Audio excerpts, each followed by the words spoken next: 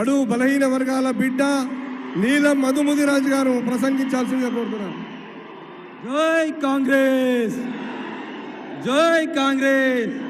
సోనియా గాంధీ గారి నాయకత్వం, రాహుల్ గాంధీ గారి నాయకత్వం, మన రేవంత్ అన్న నాయకత్వం. చాలా సంతోషం అన్న.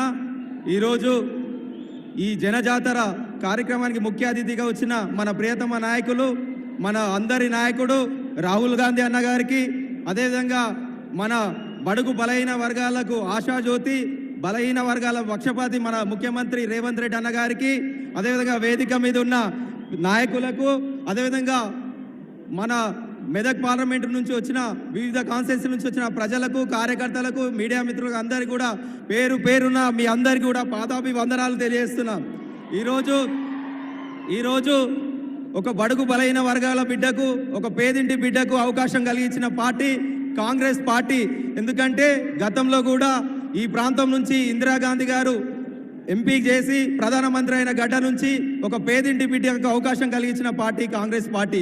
కాంగ్రెస్ పార్టీ అంటే సమానత్వం ఇచ్చే పార్టీ, ప్రజలందరినీ కూడా అన్ని మతాలు అన్ని కులాలను సమానంగా ఇచ్చే పార్టీ. కాబట్టి మీరందరూ కూడా మీ ఇంటి బిడ్డలాగుంటా నాకు ఈ అవకాశం ఇచ్చినందుకు కేంద్ర రాష్ట్ర ప్రభుత్వాలకు, మన నాయకులకు అందరూ కూడా కృతజ్ఞతలు తెలియజేస్తున్నా. అదేవిధంగా మీ అందరినీ కలుపుకోయే బిడ్డలాగుంటా మీకు మమ్మకమై ఉండి ఈ ప్రాంతంలో రాష్ట్ర ప్రభుత్వం నుంచి, కేంద్ర ప్రభుత్వం నుంచి వచ్చే నిధులు తీసుకొచ్చి ఈ ప్రాంతాన్ని అభివృద్ధి చేసే బాధ్యత తీసుకుంటా అని చెప్పి తెలియజేస్తున్నా. మీ ఇంట్లో ఒక బిడ్డలాగా, మీ కొడుకులాగా అందుబాటులో ఉండే నాయకులాగా ఉంటా అని తెలియజేస్తున్నా. మే 13వ తారీఖు జరిగే ఎన్నికలలో 1వ నెంబర్, సీరియల్ నెంబర్ 1వ నెంబర్ చేతి గుర్తుకు ఓటేసి గెలిపేయాలని మనస్ఫూర్తిగా కోరుతున్నా. చేతి గుర్తుకే, చేతి గుర్తుకే, చేతి గుర్తుకే. ధన్యవాదాలు. Thank you Madhu.